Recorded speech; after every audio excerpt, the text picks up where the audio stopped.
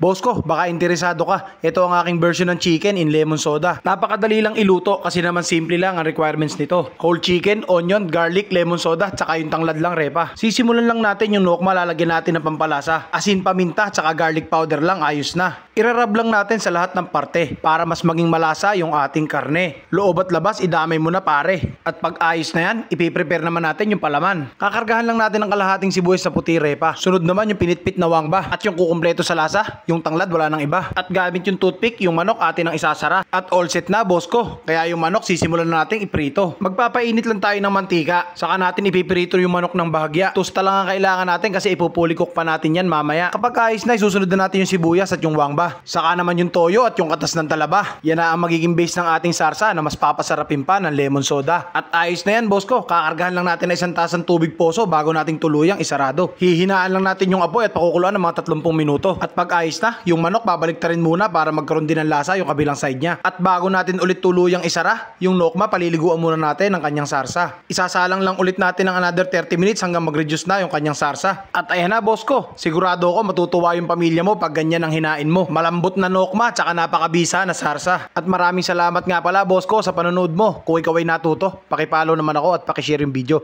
Bye.